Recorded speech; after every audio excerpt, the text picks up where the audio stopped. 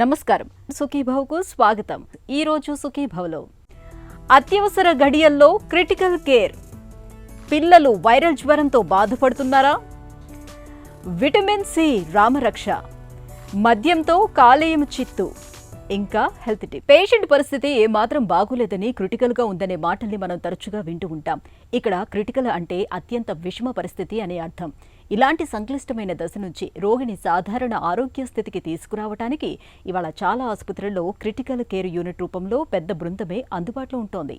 పేషెంట్ని ప్రాణాపాయ స్థితి నుంచి బయటకు తీసుకురావడానికి మత్తు వైద్యులు మొదలుకొని ఇంటెన్సివిస్టుల దాకా ఎంతో మంది నిపుణులు ఈ క్రిటికల్ కేర్ యూనిట్లో నిరంతరం శ్రమిస్తూ ఉంటారు.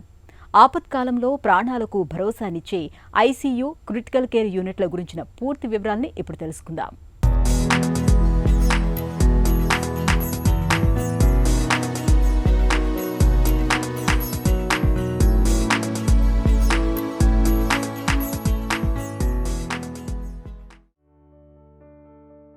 పేషెంట్ కండిషన్ ఎలా ఉంది? క్రిటికల్టా? ఈ మాటల్ని పెద్దగా చదువుకోని వారు కూడా వాడుకలో ఉపయోగిస్తూ ఉంటారు.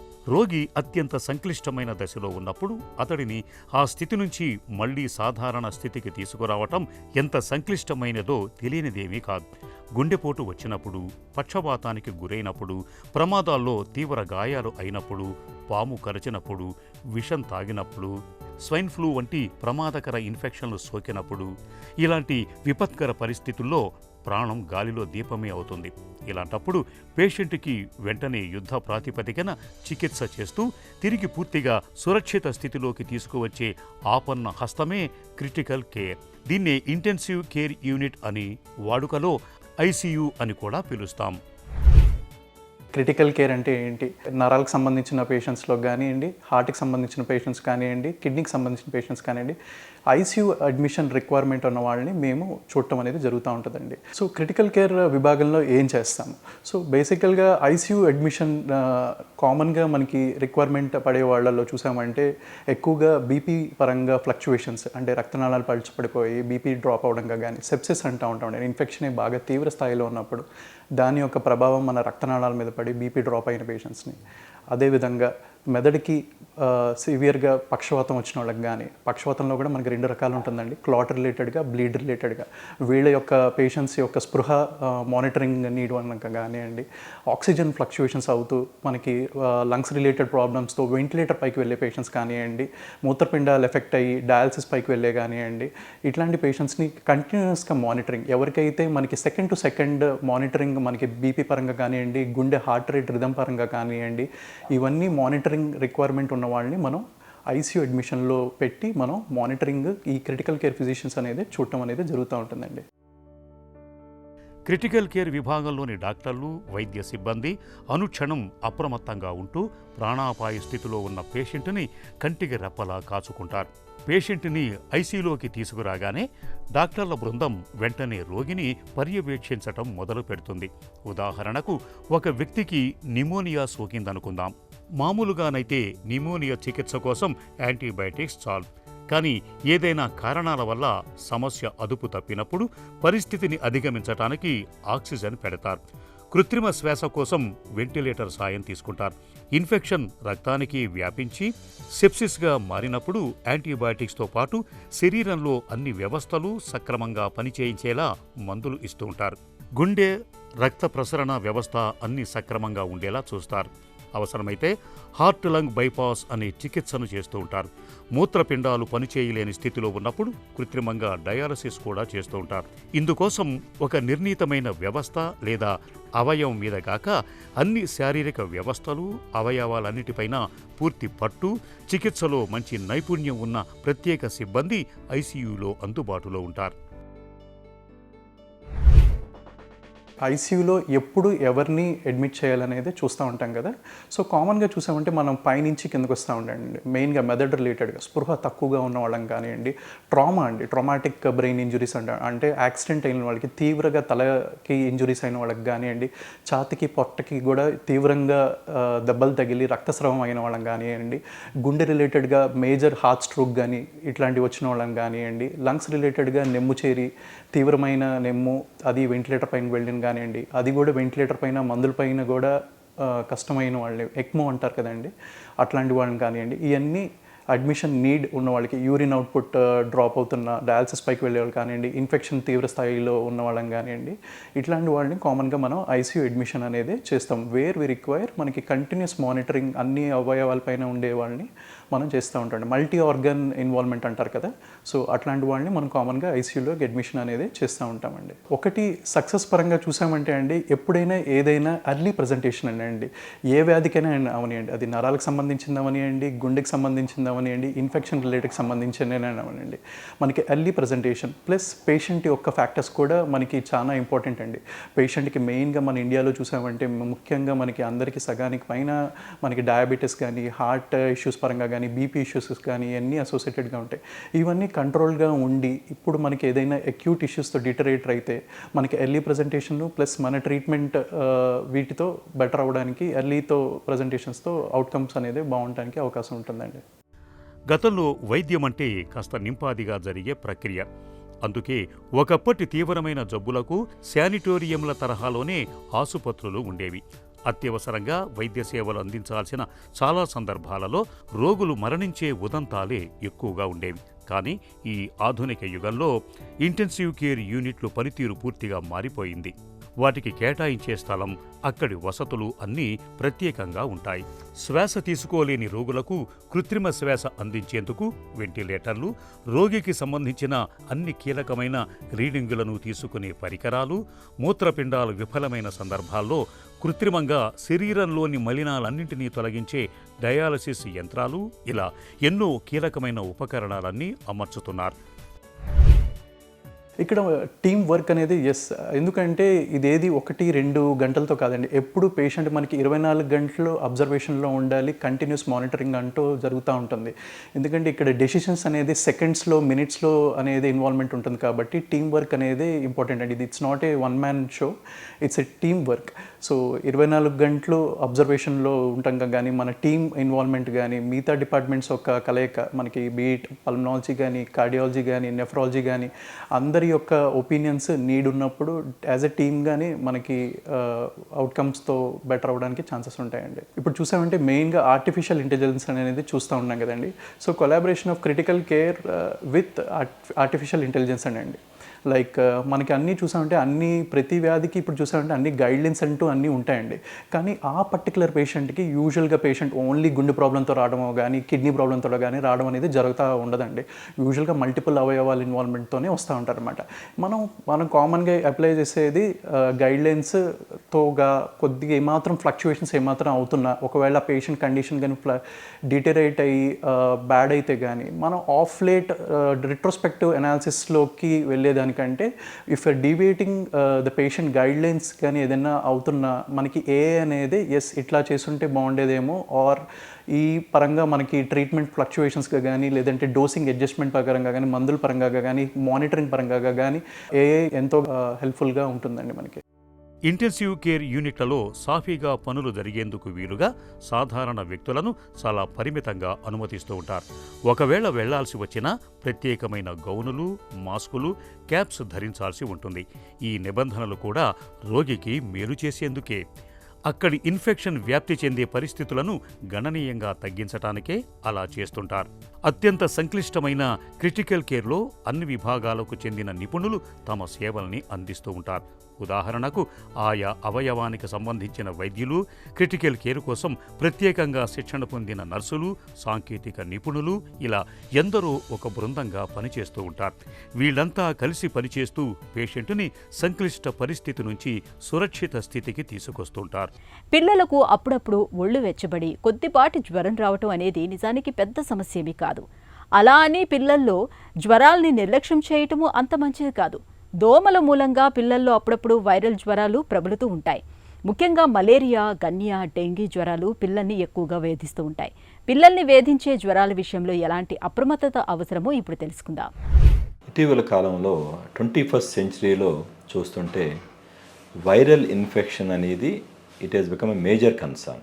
కొన్నాళ్ల క్రితం వచ్చిన వైరల్ ఇన్ఫెక్షన్స్ మధ్యకాలంలో మనకు తెలియకుండా ఉండి మళ్ళీ they are becoming again very much virulent. ఎందుకు ఇట్లా అవుతుంది అంటే they are multiple factors. One is climatic changes. Second thing ఏంటంటే global connectivity. The connectivity has increased so much, and socio-economic implications, people traveling too much, overcrowding of places. ఈ కారణాల వలన కూడా మనకి దేర్ ఈజ్ విరిలెన్స్ అనండి or existence అనండి లేదంటే increasing incidence of viral infections we are seeing day to డేలో చూస్తుంటే వైరల్ ఇన్ఫెక్షన్స్ పెరుగుతూ ఉన్నాయి మనకి. ఈ వైరల్ ఇన్ఫెక్షన్స్ని మనం తగ్గించడం ఎలాగా అంటే first and foremost we have to have a preventive strategy and hygiene. Lot of viral infections spread through hand secretion, unhygienic hands, nasal secretions. So hand hygiene is very very important. Second thing ఏంటంటే ఈ మనం crowded ప్లేస్కి వెళ్తున్నప్పుడు ఈ cough cold ఉన్న పరిసరాల్లో ఏమవుతుందంటే they spread through air. కాబట్టి మనం మాస్క్ వాడటం, సర్ఫేస్ క్లీనింగ్, ఎందుకంటే అక్కడ వైరసెస్ డ్రాప్లెట్స్ ఉంటాయి, అక్కడ డ్రాప్లెట్స్లో వైరసెస్ ఉంటాయి కాబట్టి the moment you touch it there is a chance of you getting infected. కాబట్టి మనం సర్ఫేస్ క్లీనింగ్ చాలా important, hand hygiene, using mask and avoiding crowded places and infected ఉన్న వాళ్ళని కాంటాక్ట్లోకి వెళ్లకుండా ఉండటం మంచిది. And most important, lot of viral ఇన్ఫెక్షన్స్కి we have now vaccination. Multiple vaccines have come. For example, flu vaccination is there to prevent spread of flu virus. ఆరోగ్యం బాగాలేక ఆసుపత్రికి వెళితే డాక్టర్లు మందుల్ని రాసివ్వడంతో పాటు నిత్యం నిమ్మజాతి పండ్లను తినమని సలహా ఇస్తూ ఉంటారు. అసలు నిమ్మజాతి పండ్లనే ఎందుకు తినాలి? ఏమిటి వాటిలోని ప్రత్యేకత? నిమ్మ, దానిమ్మ, బత్తాయి, నారింజ వంటి పండ్లలో విటమిన్ సి పోషకం పుష్కలంగా ఉంటుంది. ఇది మన ఒంట్లో వ్యాధి నిరోధకతను పెంపొందించడంతో పాటు మన ఆరోగ్యానికి దివ్య ఔషధంగా పనిచేస్తుందని చెబుతారు నిపుణులు. విటమిన్ సితో వనగూరే ఆరోగ్య ప్రయోజనాల గురించి ఇప్పుడు తెలుసుకుందాం.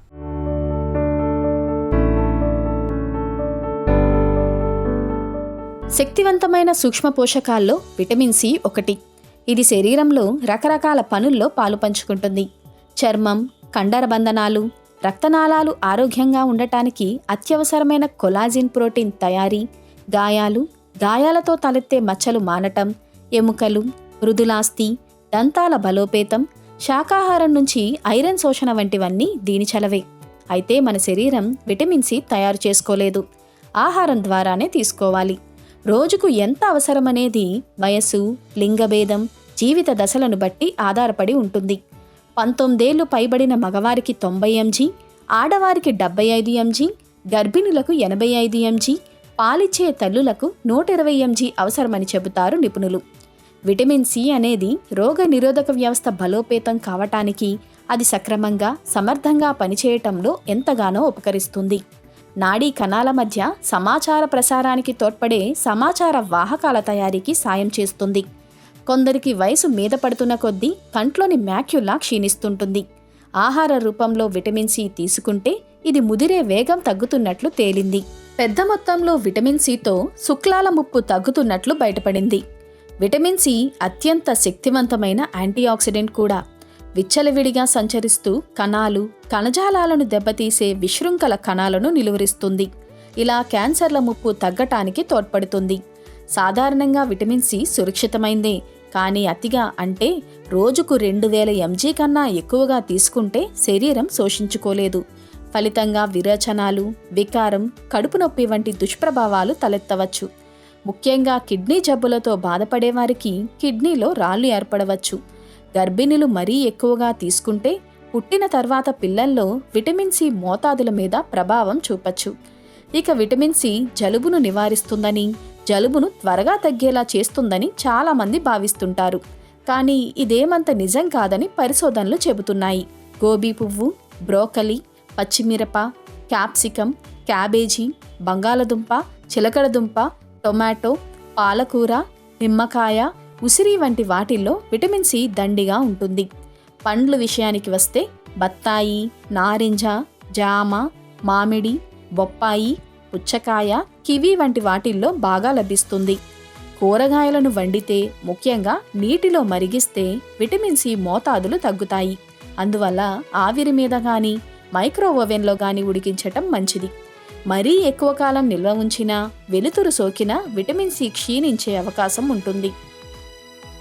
మద్యం మనల్ని మత్తుగా, గమ్మత్తుగా మాయాలోకంలోకి తీసుకెళ్తుంది.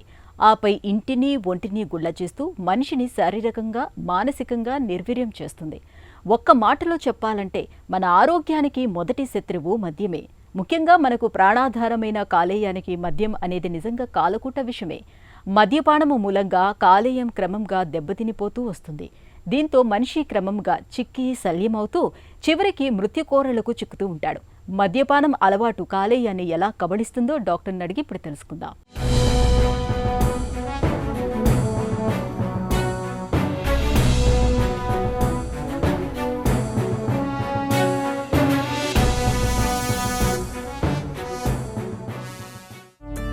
ఆల్కహాలిక్ లివర్ డిసీజ్ అంటే ఏంటి? ఆల్కహాలిక్ లివర్ డిసీజ్ అని అంటే లివరు ఆల్కహాల్ తీసుకోవడం వల్ల లివర్ మీద ఉండే ఇంపాక్ట్ని ఆల్కహాల్ లివర్ డిసీజ్ అని అంటారు. సహజంగా ఈ ఆల్కహాల్ లివర్ డిసీజ్ అనేది ఒక రేంజ్ ఆఫ్ డిసీజ్. అంటే ఇదేంటంటే ఒక్క జబ్బు అని కాదు, దీంట్లో సహజంగా 3 ముక్కలుగా డివైడ్ చేయొచ్చు. మొదటిది ఫ్యాటీ లివర్, నెక్స్ట్ లెవెల్ ఏంటంటే ఆల్కహాలిక్ హెపటైటిస్, అండ్ మూడోది ఏంటంటే ఈ ఆల్కహాల్ తీసుకోవడం వల్ల కొన్నిసార్లు మన లివర్ అనేది కంప్లీట్గా ష్రింక్ అయిపోతుంది. ఆ ష్రింక్ అయిపోయినటువంటి స్టేజ్ని ఆల్కహాలిక్ సిరోసిస్ అంటాము. అండ్ దాంట్లో మనకు చాలా మటుకు సిమ్టమ్స్ వస్తాయి. ఈ ఆల్కహాలిక్ ఫ్యాటీ లివర్ డిసీజ్ కానీ లేదంటే ఆల్కహాలిక్ హెపటైటిస్లో కానీ మన బాడీలో ఎటువంటి సిమ్టమ్స్ ఉండవు. సో మనం మందు తాగుతున్నాము, మేమంతా బాగానే ఉన్నాము అని అనుకునే వాళ్ళల్లో 80% మందికి లోపల ఏదో ఒక డ్యామేజ్ జరుగుతుంది, అది మనకు బయట కనిపించట్లేదు అని అర్థం. మద్యం మన కాలేయానికి ఎలా ముప్పుగా పరిణమిస్తుంది?